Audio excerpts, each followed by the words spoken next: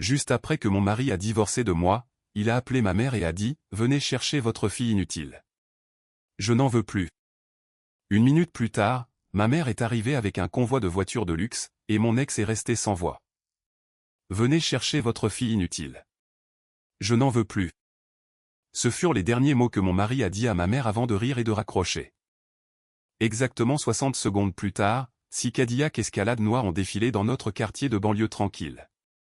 Chaque rideau de notre rue a bougé. Chaque voisin a cessé de tondre sa pelouse. Chaque enfant à vélo s'est figé. Et mon ex-mari, qui venait de divorcer fièrement de moi, se tenait dans l'allée avec les papiers du divorce encore à la main alors que son monde entier commençait à s'effondrer.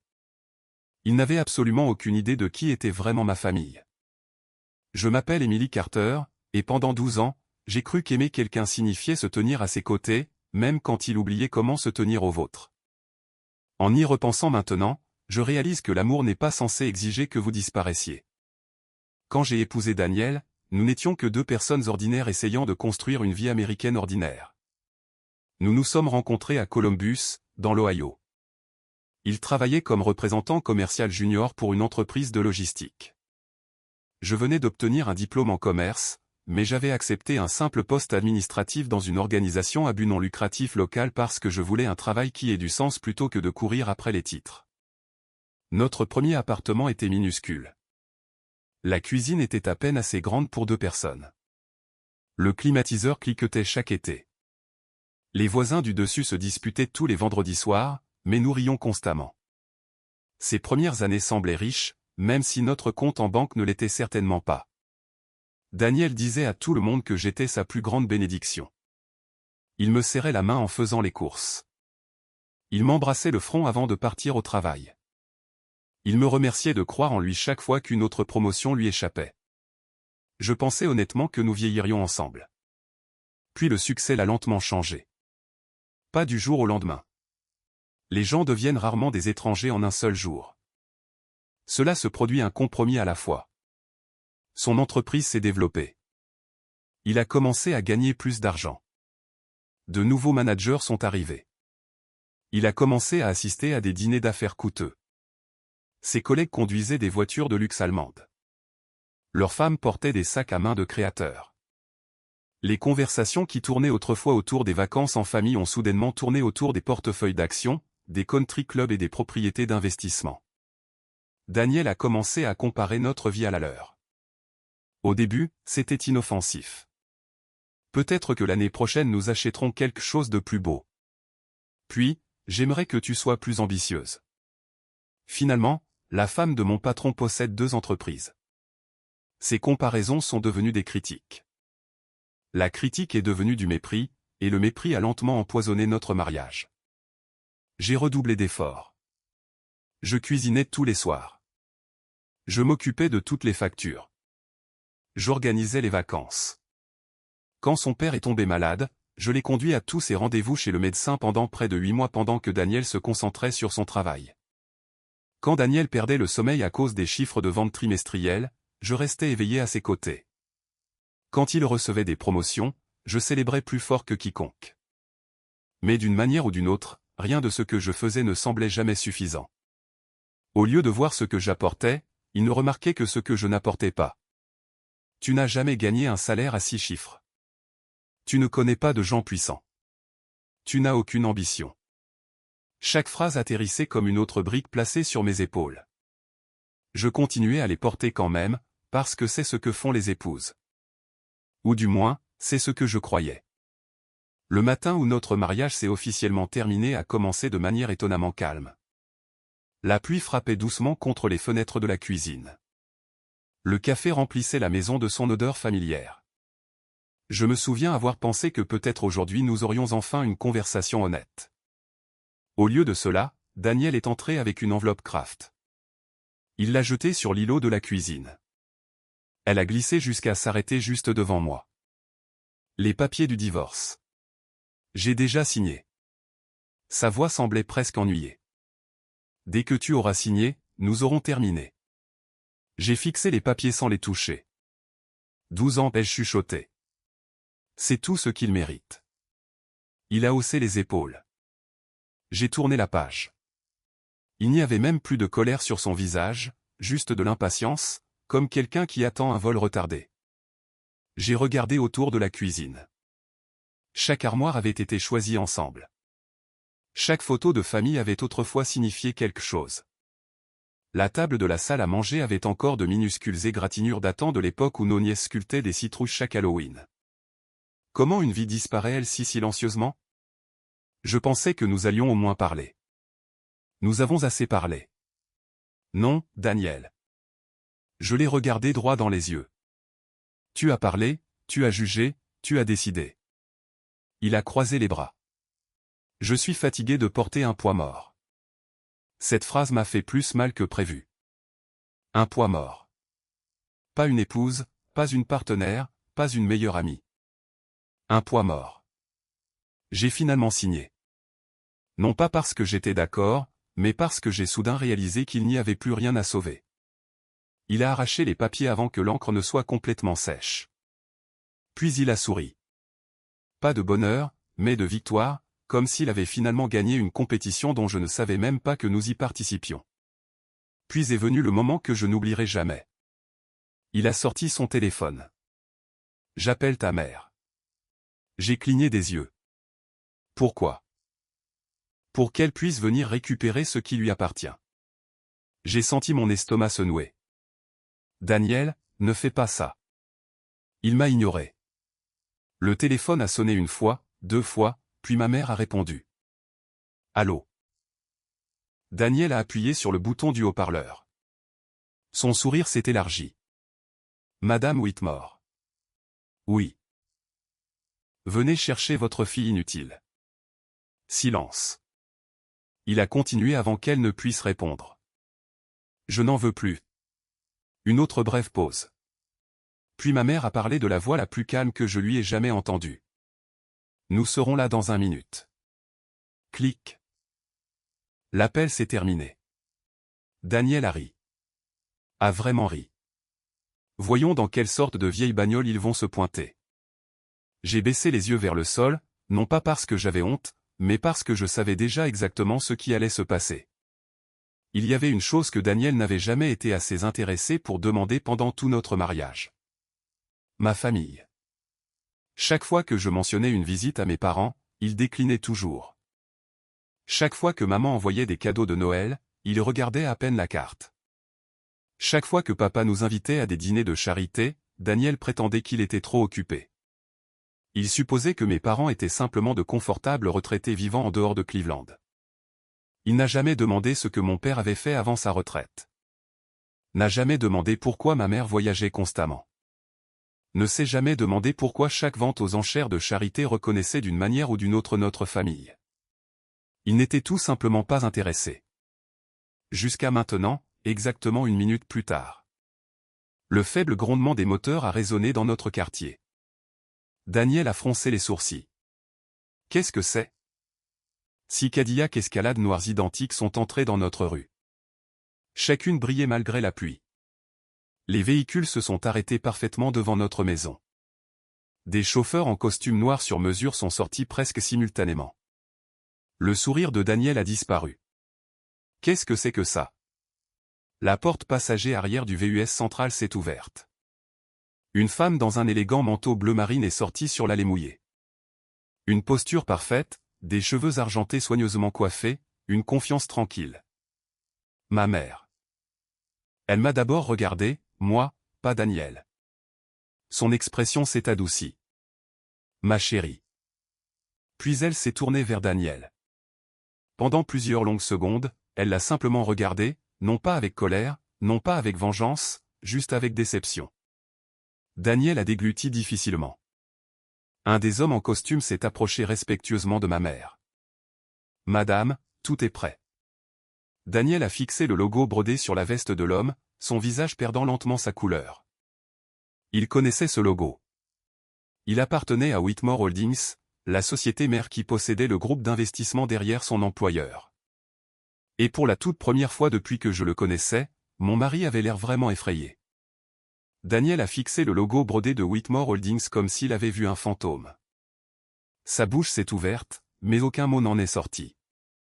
La confiance qu'il affichait quelques instants plus tôt a disparu si complètement que j'ai presque eu du mal à reconnaître l'homme qui se tenait devant moi. Un des chauffeurs s'est discrètement placé à côté de ma mère. « Madame Whitmore, souhaitez-vous que nous apportions les affaires de mademoiselle Carter maintenant ?»« Seulement les objets personnels, » a répondu doucement ma mère. « Tout le reste appartient au passé. » Elle n'essayait pas d'embarrasser Daniel. C'était la chose remarquable à propos de ma mère. Elle avait passé toute sa vie à croire que la dignité parlait plus fort que le pouvoir ne le pourrait jamais. Daniel nous a regardés tour à tour. « Whitmore, » a-t-il murmuré. « Votre nom de famille. » Je lui ai adressé un sourire fatigué. Je ne l'ai jamais caché. « Tu n'as jamais dit. » Je n'ai jamais dit que ma famille était pauvre non plus. Il a cligné des yeux à plusieurs reprises. « Non. » J'ai hoché la tête. « Non. » Alors que 2 employés entraient tranquillement dans la maison avec des housses à vêtements et des boîtes de rangement, mon esprit a dérivé en arrière à travers les années. Peut-être parce que j'ai soudain réalisé que ce mariage était vraiment terminé. Peut-être parce que je voulais me souvenir de l'homme dont j'étais tombée amoureuse autrefois, au lieu de l'étranger qui se tenait devant moi. Nous nous étions rencontrés près de 13 ans plus tôt lors d'un événement de bénévolat de quartier en dehors de Columbus. Une église locale aidait à réparer des maisons endommagées par de graves tempêtes de printemps. J'ai passé la matinée à peindre des porches. Daniel a passé la majeure partie de la journée à installer des cloisons sèches. À l'heure du déjeuner, nous étions assis sur des seaux renversés, partageant de l'eau en bouteille et des sandwichs au beurre de cacahuètes. Il m'a fait rire, non pas parce qu'il essayait de m'impressionner, mais parce qu'il était vraiment drôle. Il a parlé de son enfance dans une famille d'ouvriers. Son père avait passé 35 ans à travailler dans une aciérie. Sa mère travaillait comme secrétaire d'école. Il rêvait de construire une vie stable, de posséder une maison, d'élever des enfants et de ne jamais s'inquiéter de payer les factures. Ses rêves ressemblaient exactement aux miens, ou du moins à la version des miens que je voulais construire par moi-même. À notre 3e rendez-vous, je savais qu'il y avait une conversation que je devais avoir avec mes parents. Maman a souri dès que j'ai mentionné Daniel. Alors elle s'est versée du thé. « Tu l'aimes bien ?»« Oui. »« Sait-il qui nous sommes ?» J'ai regardé par la fenêtre de la cuisine avant de répondre. « Pas vraiment. » Papa a plié son journal. « Pourquoi pas ? » Parce que je ne veux pas qu'il tombe amoureux de notre nom de famille. La pièce est devenue silencieuse. Finalement, papa a hoché la tête. C'est juste. Cette décision a façonné les 12 années suivantes de ma vie. Non pas parce que je voulais tromper qui que ce soit, mais parce que je voulais une chose que l'argent ne pourrait jamais acheter. Une relation honnête. Les gens supposent souvent que les enfants de familles riches mènent des vies glamour. Certains le font certainement. La mienne n'était pas comme ça. Mon grand-père a lancé Whitmore Freight avec un seul camion de livraison d'occasion près de Cleveland près de 60 ans plus tôt. Il conduisait chaque itinéraire lui-même, chargeait chaque envoi lui-même, équilibrait chaque facture à la table de la cuisine. Finalement, un camion est devenu 5. 5 sont devenus 50. Puis des entrepôts, des centres de distribution, de l'immobilier commercial, des logiciels de transport, des partenariats d'investissement. En plusieurs décennies, l'entreprise s'est tranquillement étendue sur une grande partie du Midwest. Au moment où je suis né, l'entreprise valait déjà plus d'argent que je ne pouvais vraiment le comprendre. Pourtant, mes parents ont refusé de laisser la richesse définir notre famille. J'ai fréquenté des écoles publiques. J'avais des corvées. J'ai eu des emplois d'été. Papa insistait pour que j'apprenne à équilibrer un compte courant avant d'apprendre comment fonctionnaient les investissements. Maman faisait du bénévolat presque tous les week-ends. L'argent, me disait-elle toujours, est simplement un outil. Le caractère décide si cet outil construit des vies ou les détruit. Quand j'ai obtenu mon diplôme universitaire, papa m'a offert un poste de direction dans l'une de nos entreprises. J'ai refusé. Je veux gagner mes propres erreurs. Il a ri fièrement. Bonne réponse. Alors, j'ai loué mon propre appartement, acheté une Honda Accord d'occasion, accepté un poste de débutant dans une organisation à but non lucratif gagnant moins que beaucoup de mes camarades de classe. Mes parents n'ont tranquillement rien payé, sauf les dîners d'anniversaire. Si je voulais l'indépendance, ils avaient l'intention de la respecter complètement. Daniel n'a jamais rien remis en question. Il savait que mes parents vivaient confortablement. Il savait qu'ils voyageaient souvent. Il savait qu'ils soutenaient plusieurs œuvres de charité, mais il n'a jamais semblé assez curieux pour poser des questions plus profondes. Quand maman nous invitait à des galas de collecte de fonds, il jetait un coup d'œil à l'invitation et disait « Ces événements ne sont pas vraiment mon truc ». Quand papa nous invitait à Cleveland pour Thanksgiving, Daniel prétendait généralement que le travail était trop chargé. Quand mes parents envoyaient de généreux cadeaux de Noël, il souriait poliment avant de retourner à son téléphone. En y repensant maintenant, il n'était pas intéressé parce qu'il supposait qu'il n'y avait rien qui vaille la peine d'être découvert. Il jugeait les gens sur les apparences, et mes parents apparaissaient intentionnellement ordinaires. Les 5 premières années de notre mariage ont été heureuses. Puis, Daniel a obtenu son premier poste de direction. Le salaire a presque doublé. Nous avons célébré avec de la pizza à emporter parce que nous croyions encore que l'épargne était importante. Il m'a serré dans ses bras cette nuit-là. Nous arrivons enfin quelque part. Je l'ai embrassé. Nous avons toujours été quelque part. Il a souri à ce moment-là. J'aimerais que cette version de lui ait survécu. Au lieu de cela, chaque promotion l'a présenté à des personnes qui mesuraient le succès différemment. Ses nouveaux collègues appartenaient à des clubs de golf privés. Leurs femmes comparaient leurs maisons de vacances. Chaque conversation est devenue une compétition. Qui possédait la plus belle montre? Qui conduisait le VUS le plus récent? Dont le conjoint gagnait le revenu le plus élevé? Daniel a lentement commencé à jouer leur jeu. Un soir, il est rentré d'un dîner d'entreprise inhabituellement silencieux. Finalement, il a demandé « Pourquoi n'essaies-tu jamais de progresser ?»« J'aime mon travail. »« Tu pourrais gagner plus d'argent. »« Nous en avons déjà assez. » Il avait l'air frustré. Assez n'est pas la façon de penser des gens qui réussissent. Cette phrase m'est restée parce que ce n'était pas quelque chose que Daniel croyait auparavant. C'était quelque chose qu'il avait emprunté. Des mois plus tard, il a commencé à critiquer mes vêtements. Ils sont trop simples. Puis ma voiture. Les gens remarquent ces choses. Puis mes amis. Ils ne sont pas exactement bien connectés. J'ai écouté. J'ai fait des compromis. J'ai acheté de plus belles robes, assisté à plus de dîners de réseautage, souri à travers des conversations qui me laissaient épuisé. Rien ne le satisfaisait. Ses attentes s'éloignaient de plus en plus. Il ne s'agissait plus vraiment d'argent. Il s'agissait de statut. Il voulait l'admiration. Il voulait que les gens l'envient.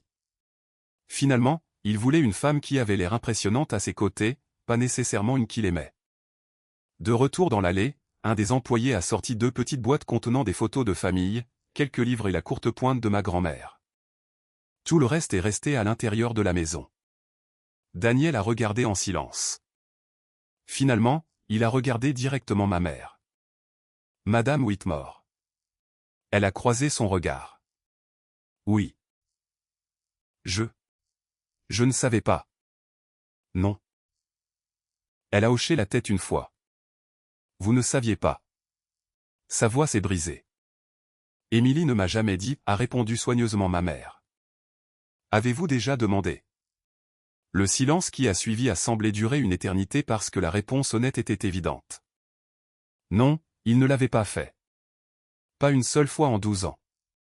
Il avait demandé à des étrangers leur salaire, à des collègues des conseils d'investissement, à des voisins la valeur de leur maison, mais il n'avait jamais vraiment posé de questions sur la femme qui partageait sa vie. Il pensait qu'il savait déjà tout ce qui valait la peine d'être su. Un autre VUS noir a lentement tourné au coin de la rue. Contrairement aux autres, celui-ci transportait 2 visages familiers. Mon père est sorti le premier, toujours grand malgré ses 72 ans, se tenant toujours avec une confiance tranquille. À côté de lui marchait un gentleman aux cheveux argentés portant un costume anthracite sur mesure. Daniel a froncé les sourcils. La reconnaissance a traversé son visage. Sa respiration est devenue superficielle. Je le connais. J'ai suivi son regard. Bien sûr qu'il le connaissait. L'homme qui tendait la main vers mon père n'était pas juste un autre dirigeant. C'était Richard Lawson, le PDG de la société de logistique où Daniel travaillait fièrement. Et à ce moment précis, Richard Lawson a souri chaleureusement à mon père avant de prononcer des mots qui ont presque fait plier les genoux de Daniel. Monsieur Whitmore, merci de vous être entretenu avec le conseil d'administration ce matin. Nous sommes impatients de finaliser l'acquisition. Le visage de Daniel est devenu complètement blanc.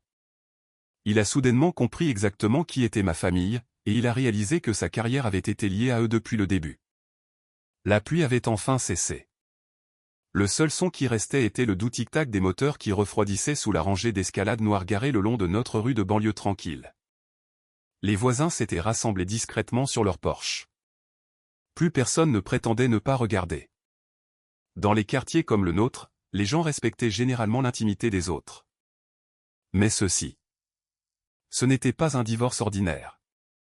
C'était le genre de moment dont les gens parleraient encore des années plus tard. Daniel se tenait figé, fixant Richard Lawson, son patron, l'homme qu'il avait passé des années à essayer d'impressionner. Richard serra chaleureusement la main de mon père avant de se tourner vers moi. « Émilie. » Il a souri. « C'est bon de te revoir. »« C'est bon de te voir aussi, Richard. » Daniel nous a regardés comme s'il ne comprenait plus la langue anglaise. « Vous vous connaissez ?» Richard a gloussé. « Je connais Émilie depuis qu'elle est adolescente. » Daniel a cligné des yeux. « Quoi ?» Mon père a répondu calmement. « Richard a siégé à notre fondation de bourse bien avant de devenir PDG. » Daniel s'est lentement tourné vers moi. « Tu l'as déjà rencontré ?» J'ai hoché la tête. « Plusieurs fois. » Il avait l'air physiquement malade. « Je ne comprends pas. »« Non, ai-je répondu doucement. »« Je suppose que non. » Richard a jeté un regard poli vers Daniel avant de parler à mon père. « Les documents d'acquisition sont presque complets. » Papa a hoché la tête. « Excellent. Nous devrions tout finaliser d'ici la semaine prochaine. » Daniel l'a interrompu avant de pouvoir s'arrêter. « Acquisition ?» Richard l'a regardé avec une légère confusion. « Oui, notre entreprise devient une partie de Whitmore Holdings. » Les lèvres de Daniel se sont entr'ouvertes. « Je travaille là-bas. »« Je sais. » La voix de Richard est restée professionnelle. « Vous êtes le directeur régional des ventes. » Daniel a hoché la tête machinalement. Richard a souri poliment. « Vous avez eu de solides chiffres de vente. » Pendant une brève seconde, l'espoir est revenu sur le visage de Daniel. Puis Richard a continué, « Je comprends que votre division a également connu un taux de roulement du personnel inhabituellement élevé. » Les épaules de Daniel se sont raidies. « Eh bien. » Point et plusieurs plaintes au RH. Personne n'a parlé. Daniel a dégluti. Richard ne l'accusait pas. Il énonçait simplement des faits. Des faits qui semblaient soudainement beaucoup plus lourds qu'hier. Mon père a doucement posé une main sur l'épaule de Richard. Nous parlerons affaires lundi. Richard a hoché la tête. Bien sûr. Puis il a de nouveau regardé Daniel. J'espère que tout s'arrangera pour vous personnellement. Sur ce, il s'est éloigné. Pas de menaces, pas d'intimidation, juste du professionnalisme. Cela a rendu les choses encore pires d'une certaine manière. Daniel s'est tourné vers mon père. Monsieur Whitmore. Papa l'a regardé patiemment. Oui.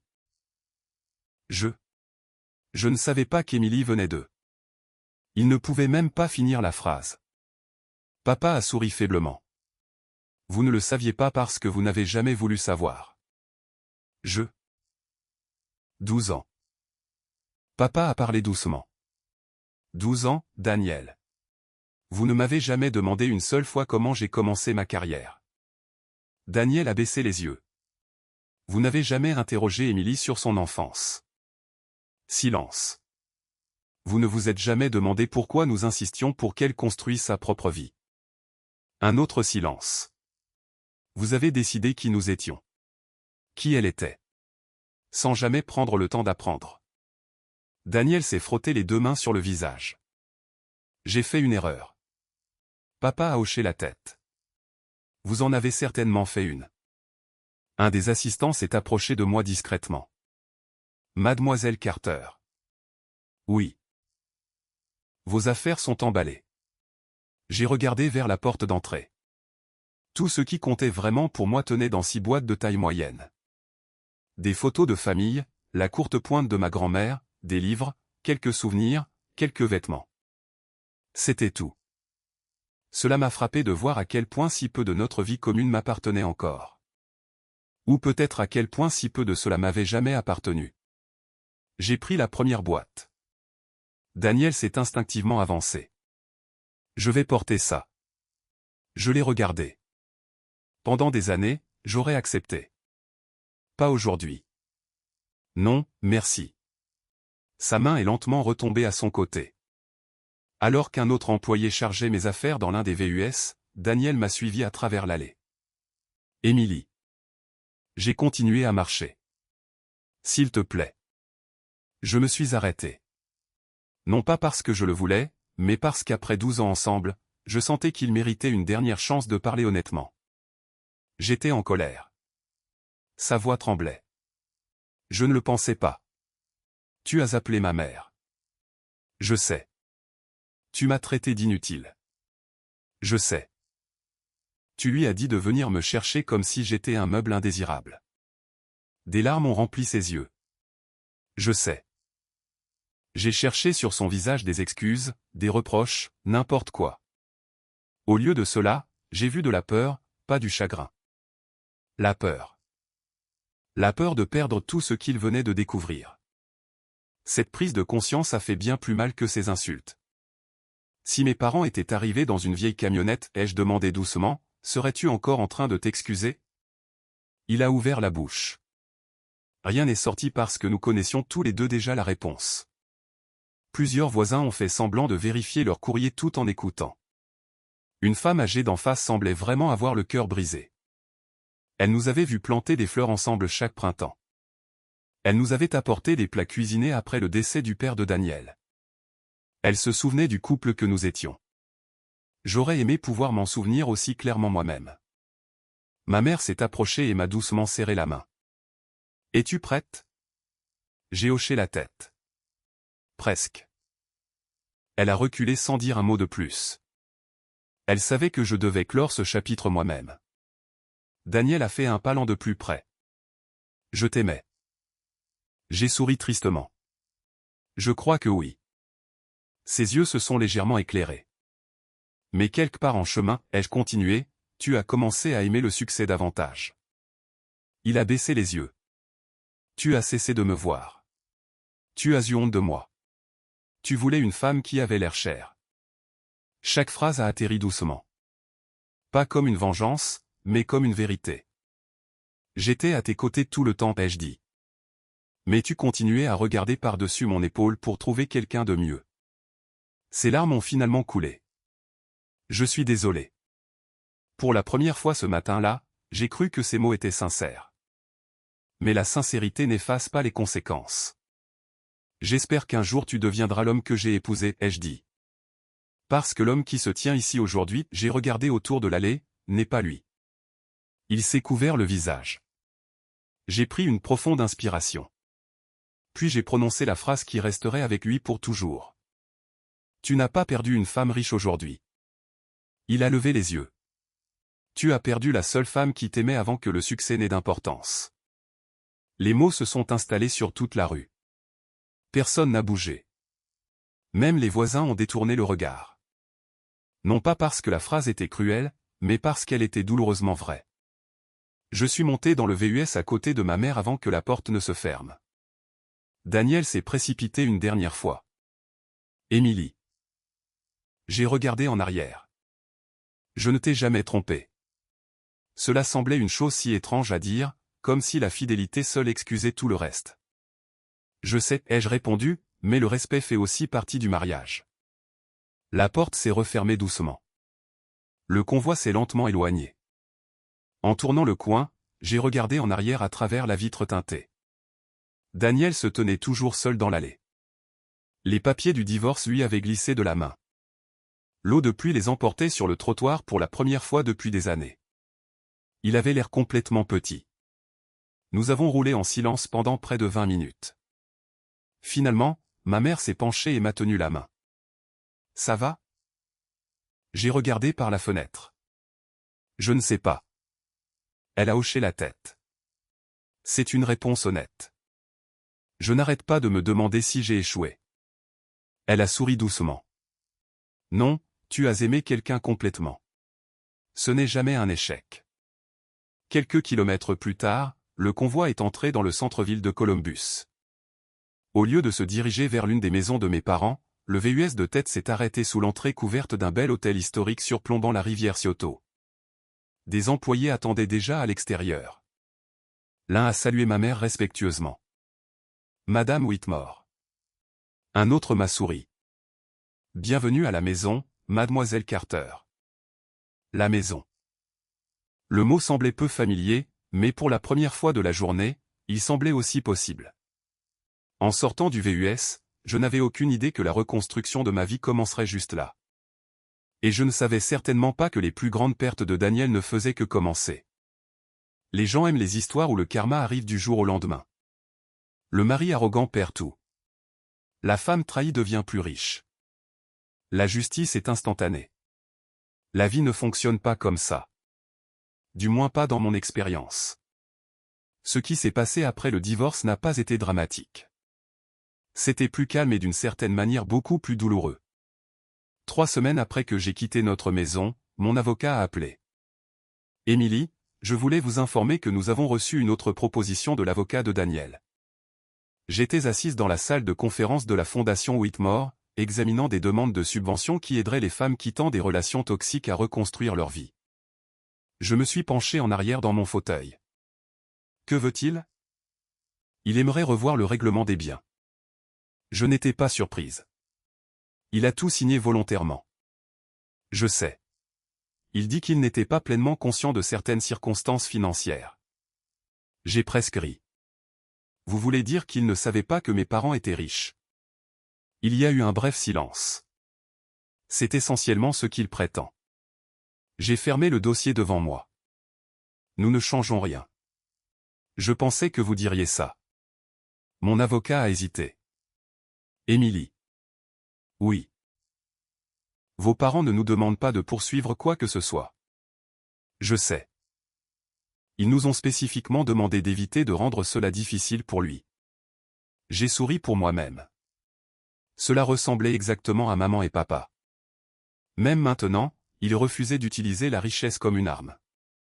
Contrairement à ce que beaucoup de gens supposaient, Whitmore Holdings n'est jamais intervenu dans la carrière de Daniel. Mon père l'a rendu absolument clair lors de la première réunion de direction suivant l'acquisition. Richard Lawson m'en a parlé plusieurs mois plus tard. Papa avait regardé autour de la salle de conseil et n'avait dit qu'une seule phrase. Nous jugeons les employés sur leur performance, pas sur leur histoire personnelle. Cette politique s'appliquait à tout le monde, y compris à mon ex-mari. Si Daniel réussissait, il continuerait à réussir. S'il échouait, la responsabilité lui incomberait seule. Malheureusement pour Daniel, le succès lui échappait lentement bien avant la fin de notre mariage. Sans quelqu'un pour maintenir discrètement sa vie personnelle en ordre, des fissures ont commencé à apparaître partout. Il oubliait des réunions, manquait des échéances, répondait sèchement aux employés. Un directeur régional a été transféré dans une autre division après avoir déposé une plainte concernant le style de leadership de Daniel, puis un autre. En 6 mois, 4 membres d'équipe expérimentés avaient démissionné. Richard n'a pas licencié. Il a simplement reporté la promotion attendue de Daniel encore et encore. Finalement, le poste est allé à quelqu'un d'autre. Non pas à cause de ma famille, mais parce que le leadership exige plus que d'impressionnants chiffres de vente trimestriels. Il exige des gens prêts à continuer à vous suivre. Daniel n'avait plus cela. J'ai entendu des bribes d'informations par des connaissances communes. L'appartement coûteux du centre-ville qu'il avait loué après le divorce est devenu difficile à payer. Son VUS de luxe a disparu. L'adhésion au country club a discrètement expiré. Les collègues ont cessé de l'inviter à des dîners exclusifs. Ce n'était pas de la cruauté. C'était quelque chose de beaucoup plus simple. Beaucoup de ses amitiés n'avaient jamais été réelles. Elles tournaient autour du statut. Une fois que son statut s'est estompé, les invitations aussi. Je me souviens l'avoir prévenu des années plus tôt. Les vrais amis ne se soucient pas de ce que tu conduis. À l'époque, il avait souri avec dédain.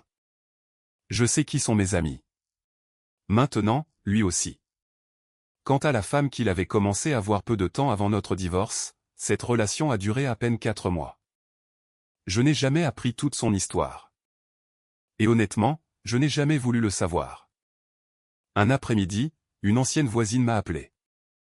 Je pensais que tu devrais savoir. Tu n'es pas obligé de me le dire. Non, Émilie. Tu mérites d'entendre ça. Apparemment, elle avait fait ses valises pendant que Daniel était au travail. Elle n'a laissé derrière elle qu'une note manuscrite. Elle disait, « Tu n'es pas l'homme que tu prétendais être. » L'ironie ne nous a échappé à aucune de nous deux. Pendant ce temps, ma propre vie me semblait étrangement peu familière. Pendant le premier mois après le divorce, je continuais à me réveiller à 6 heures du matin. J'atteignais automatiquement le côté vide du lit. Puis la réalité revenait. Certains matins, je pleurais. Certains matins, je fixais simplement le plafond. La guérison n'est pas une ligne droite. Quiconque vous dit le contraire n'a jamais vraiment perdu quelqu'un qu'il aimait. Ma mère ne m'a jamais pressé. Elle frappait doucement à la porte de mon appartement dans la maison d'amis de la famille. Petit déjeuner. Parfois je la rejoignais, parfois je ne pouvais pas. De toute façon, elle comprenait. Papa avait sa propre manière tranquille d'aider. Chaque vendredi après-midi, il m'invitait à déjeuner, jamais pour discuter d'affaires, jamais pour discuter de Daniel. Au lieu de cela, nous parlions de baseball, de pêche, de livres, de souvenirs d'enfance. Il me rappelait sans jamais dire les mots que mon identité n'avait jamais dépendu du fait d'être la femme de quelqu'un. Environ 2 mois après le divorce, maman est entrée dans mon appartement avec un dossier. J'ai une question. J'ai levé les yeux du roman que je ne lisais pas vraiment. Je t'écoute. Elle a posé le dossier sur la table basse. La fondation veut s'agrandir. À l'intérieur se trouvaient les plans d'une nouvelle initiative, logement d'urgence, conseil en carrière, éducation financière, assistance juridique, tout conçu pour aider les femmes à repartir à zéro après des mariages difficiles. J'aimerais que tu la diriges. Je l'ai regardée avec surprise. Maman, tu l'as vécu. Je ne suis pas sûr d'être prête. Elle a souri doucement. Personne ne se sent jamais prêt. J'ai fixé la proposition pendant plusieurs minutes. Finalement, j'ai demandé, pourquoi moi? Elle a tendu la main sur la table et m'a serré la main. Parce que la douleur nous rend soit amère, elle a fait une pause, soit elle nous rend utile. Ces mots se sont installés profondément en moi. J'ai accepté le poste la semaine suivante. Le travail m'a changé. Chaque jour, je rencontrais des femmes dont les histoires m'humiliaient. Une infirmière dont le mari avait vidé leur compte d'épargne. Une grand-mère élevant 3 petits-enfants après la disparition de sa fille. Une épouse de militaire abandonnée pendant un traitement contre le cancer. Une enseignante échappant à des années de manipulation émotionnelle. Comparée à certaines de leurs expériences, la mienne semblait presque facile. Pourtant, chaque femme portait le même fardeau invisible. Elle croyait toutes qu'elle n'était pas assez.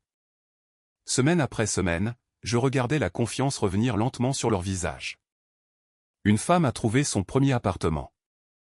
Une autre a commencé l'école d'infirmière à 46 ans. Une autre a ouvert une petite boulangerie.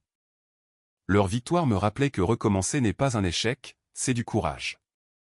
Ma thérapeute a remarqué le changement avant moi. Au cours d'une séance, elle a souri. Vous n'avez pas mentionné Daniel une seule fois aujourd'hui. J'ai cligné des yeux. Elle avait raison. Pendant près d'1 heure, nous avions discuté des projets futurs au lieu des vieilles blessures. Qu'est-ce que cela signifie? Cela signifie que votre histoire devient plus grande que votre douleur. J'ai quitté son cabinet cet après-midi-là en me sentant plus légère que je ne l'avais été depuis des années. Le pardon n'était pas encore arrivé, mais la liberté commençait à poindre. Un soir d'automne, près de 10 mois après le divorce, papa m'a invité à dîner.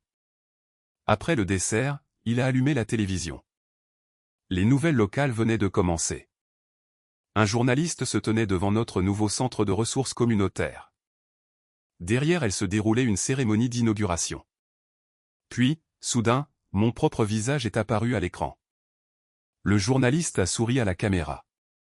Emily Carter, directrice de l'initiative Nouveau Départ, a aidé plus de 200 femmes à faire la transition vers un logement et un emploi stable au cours de la première année du programme. Ils ont montré des interviews de plusieurs participantes. Une femme a essuyé des larmes. Émilie ne nous a jamais traités comme des personnes brisées. Une autre a souri. Elle m'a rappelé que j'avais encore de la valeur. J'étais gêné de me voir. Papa avait l'air incroyablement fier. Maman a discrètement pris une autre serviette pour cacher les larmes dans ses yeux. De l'autre côté de la ville, dans un petit appartement, Daniel regardait par hasard la même émission. Une connaissance commune m'a dit plus tard qu'il n'avait jamais changé de chaîne. Il est resté assis là jusqu'à la fin du programme. Non pas parce qu'il enviait mon succès, mais parce que pour la première fois, il a finalement vu la femme qu'il avait passé 12 ans à ignorer, et il a réalisé que la plus grande chose qu'il avait jamais perdue n'avait jamais été l'argent. C'était le caractère qui se tenait fidèlement à ses côtés depuis le début. Les gens imaginent souvent la vengeance comme le fait de regarder quelqu'un souffrir. Pendant longtemps, j'ai pensé que c'était ce que je voulais. J'imaginais Daniel tout perdre, sa carrière, sa réputation, sa confiance. J'imaginais qu'il ressente ne serait-ce qu'une fraction de la solitude avec laquelle il m'avait laissé. Mais quelque chose d'inattendu s'est produit au cours de la 2e année après notre divorce. La colère a simplement commencé à s'épuiser. Non pas parce qu'il avait mérité le pardon, mais parce que porter du ressentiment chaque jour était épuisant. C'était comme traîner une valise remplie de pierres partout où j'allais. Finalement, j'ai réalisé quelque chose. Le divorce m'avait déjà assez pris. Je n'étais pas prête à laisser l'amertume prendre autre chose. Près de 18 mois après la fin de notre mariage, j'ai reçu un courriel de quelqu'un dont je ne m'attendais plus à avoir de nouvelles. L'objet disait simplement « Je vous dois des excuses ». Je l'ai fixé pendant plusieurs minutes avant de l'ouvrir. Il n'y avait pas de déclaration dramatique, pas de demande de retour. Pas d'excuses, juste quelques courts paragraphes. Émilie, je sais que je n'ai aucun droit de vous demander quoi que ce soit. Je n'écris pas parce que j'attends le pardon. J'écris parce que je suis finalement devenu assez honnête pour admettre ce que j'ai fait. J'ai passé des années à blâmer tout le monde sauf moi-même. Vous méritiez un mari qui vous respecte. Au lieu de cela, je vous ai fait sentir invisible. Si vous êtes d'accord, j'aimerais avoir 10 minutes de votre temps un jour. Sinon, je comprendrai. Daniel. Je l'ai lu 2 fois, puis une 3e fois. Finalement, j'ai fermé mon ordinateur portable sans répondre. Une semaine plus tard, j'ai mentionné le courriel lors d'un déjeuner avec mes parents. Papa a tranquillement beurré un autre morceau de pain. Maman a écouté sans interrompre. Qu'en pensez-vous, ai-je finalement demandé. Papa a haussé les épaules doucement. Je pense que seul toi peux répondre à ça. Maman a hoché la tête. Tu ne lui dois pas de rencontre. Je sais, mais... Elle a souri. Mais tu te demandes si l'entendre pourrait t'aider à fermer la dernière porte. Exactement. C'est ce que je n'arrivais pas tout à fait à expliquer. Mon mariage ne me manquait pas. Je ne voulais pas que Daniel revienne. Mais il y avait une dernière conversation que notre histoire n'avait jamais eue. 2 jours plus tard, j'ai répondu, 1 heure. Samedi, 10 heures, Jefferson Coffee sur Main Street. Rien de plus. Sa réponse est arrivée moins de 5 minutes plus tard. Merci. Jefferson Coffee n'avait pas changé depuis des années. C'était un de ces endroits indépendants où le propriétaire se souvenait encore des clients réguliers par leur nom. Les planchers craquaient. Le café sentait incroyablement bon. Des œuvres d'art locales couvraient les murs de briques. L'endroit semblait sûr, public, neutre.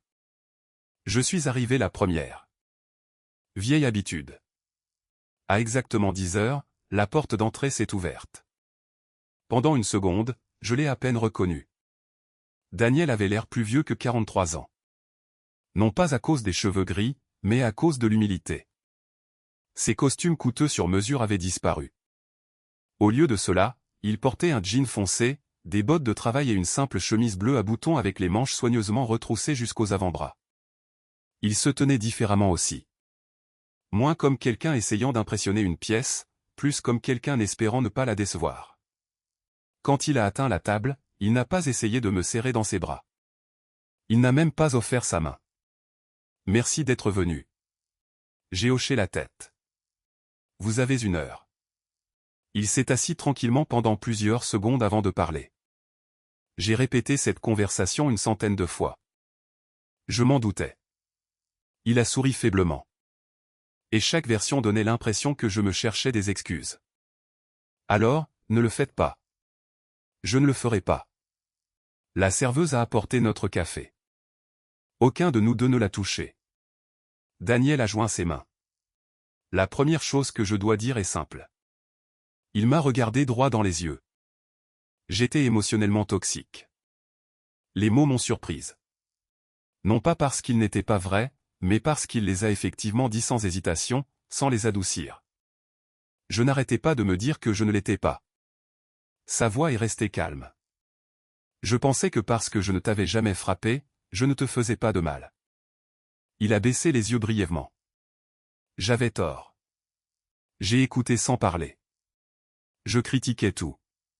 Tes vêtements, ta carrière, tes amis. Je t'ai fait croire que tu n'étais jamais assez.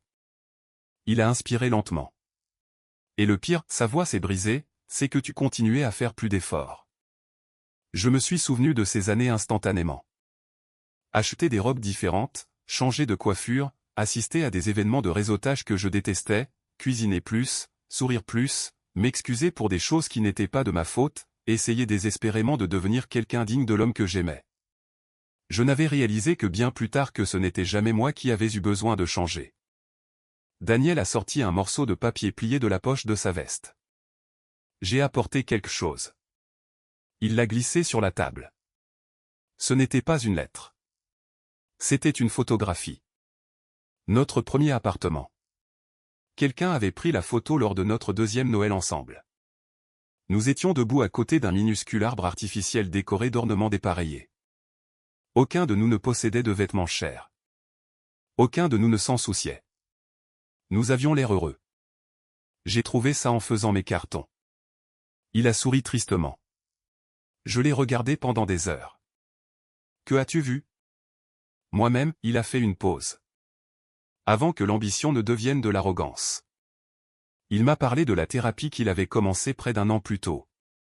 Non pas parce que quelqu'un l'y avait forcé, mais parce qu'il en avait finalement eu assez de blâmer le monde. Son thérapeute lui avait posé une question qui a tout changé. Quand avez-vous admis pour la dernière fois que vous aviez tort sans ajouter le mot « mais » après? Daniel n'a pas pu répondre. Il a réalisé que presque toutes les excuses qu'il avait jamais présentées ressemblaient à ceci. Je suis désolé mais tu ou je suis désolé mais le travail a été stressant ou je suis désolé mais tout le monde le fait. Jamais simplement je suis désolé. La thérapie l'a forcé à examiner quelque chose de beaucoup plus profond que notre mariage raté. Son besoin désespéré d'approbation, son obsession de paraître réussi, sa peur que l'ordinaire signifie sans valeur. L'ironie, a-t-il dit doucement, c'est qu'en courant après le respect, j'ai perdu le respect de la seule personne qui me le donnait librement. Finalement, il m'a regardé de nouveau. Je ne te demande pas de revenir. Je suis contente. Je sais que c'est fini entre nous. J'apprécie ça. Alors, pourquoi as-tu demandé à me rencontrer? Il a pris une profonde inspiration. Parce que je ne pouvais pas continuer à prétendre que j'étais la victime. Le silence s'est installé entre nous. Puis il a continué, j'ai appelé ta mère. Oui. Je t'ai traité d'inutile. Une autre pause. Je me suis détesté pour cette phrase depuis. Il a essuyé ses yeux. Je voulais que tu le saches, chaque jour. Je l'ai regardé pendant un long moment. Puis j'ai posé la question que je portais depuis près de 2 ans. Dis-moi honnêtement, si ma famille avait été pauvre. Il savait déjà comment la phrase se terminait. M'aurais-tu quand même quitté? Il n'a pas répondu immédiatement. Au lieu de cela, il a fermé les yeux. Quand il a finalement parlé, sa voix était à peine plus qu'un murmure. Oui. L'honnêteté a fait mal. Et étrangement, elle a aussi guéri parce qu'elle a confirmé quelque chose d'important. Le divorce n'était pas arrivé à cause de l'argent. C'est arrivé parce que son caractère était défaillant bien avant que l'un de nous ne le reconnaisse. Merci, ai-je dit doucement, de m'avoir dit la vérité. Quand nous nous sommes levés pour partir, Daniel a pris l'addition. J'ai souri. Nous allons partager. Il a hoché la tête. C'est juste. Dehors, les feuilles d'automne dérivaient sur le trottoir. Avant que nous ne marchions dans des directions opposées, je me suis arrêté. Je te pardonne. Il a semblé stupéfait. Je n'ai pas dit que j'avais oublié. Je n'ai pas dit que ce qui s'est passé était acceptable. Je te pardonne parce que je ne veux plus le porter. Des larmes ont coulé sur son visage. Je ne mérite pas ça. Non, ai-je répondu honnêtement. Tu ne le mérites pas. Mais le pardon ne se gagne pas. Il se choisit. Une semaine plus tard, Daniel a demandé s'il pouvait s'excuser auprès de mes parents. À ma surprise, ils ont accepté. La rencontre a duré moins de 30 minutes. Papa a écouté tranquillement. Maman a accepté ses excuses avec la même grâce qu'elle avait montrée le jour où elle était arrivée dans ce convoi de VUS noir.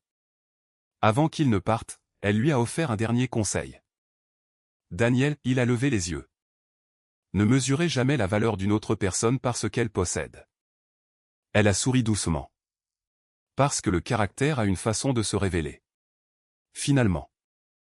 Il a hoché la tête à travers les larmes. J'ai enfin appris ça. Alors qu'il s'éloignait, j'ai réalisé quelque chose de remarquable. Pour la première fois depuis notre divorce, aucun de nous ne s'éloignait en colère. Nous marchions simplement vers des avenirs différents. 3 ans ont une drôle de façon de changer les gens. Pas tout d'un coup, pas avec un moment dramatique qui fait que le monde s'arrête de tourner. Juste des petits choix, des petites leçons, des petits actes de courage répétés assez souvent pour qu'un jour vous vous réveilliez et réalisiez que vous n'êtes plus la personne que vous étiez. Quand je regarde en arrière maintenant, la femme assise dans cette cuisine en train de signer les papiers du divorce me semble être quelqu'un que j'ai connu autrefois plutôt que quelqu'un que je suis encore. Elle était gentille. Elle était loyale. Mais elle croyait que sa valeur dépendait du fait d'être choisie par quelqu'un d'autre. La femme que je suis devenue a finalement compris quelque chose de beaucoup plus important. Ma valeur n'avait jamais été à débattre. L'initiative Nouveau Départ a continué de croître au-delà de tout ce que j'avais imaginé. Ce qui a commencé comme un petit programme local servant les femmes du centre de l'Ohio s'est étendu aux comtés voisins. Puis un autre État s'est associé à nous. Puis un autre. Nous ne devenions pas célèbres. Ce n'a jamais été le but. Nous devenions utiles. Chaque semaine, je m'asseyais en face de femmes qui me rappelaient la personne que j'étais. Certaines avaient survécu à des abus financiers. Certaines avaient survécu à des années de manipulation émotionnelle. Certaines arrivaient avec des enfants et rien d'autre. D'autres portaient des sacs à main coûteux et des blessures invisibles que personne n'avait jamais remarquées. La douleur ne se soucie pas du revenu. L'espoir non plus. Un après-midi, une femme dans la fin de la cinquantaine est restée après un atelier de planification financière. Elle a hésité avant de parler. J'ai failli ne pas venir. Pourquoi, ai-je demandé. Elle a souri nerveusement. Je pensais que tout le monde ici serait plus jeune. J'ai ri doucement. Recommencer n'a pas de limite d'âge. Des larmes ont rempli ses yeux. Mon mari est parti après 32 ans. Elle a regardé autour de la pièce. Je ne sais même plus qui je suis. J'ai tendu la main sur la table et lui ai doucement serré la main. Moi, je sais.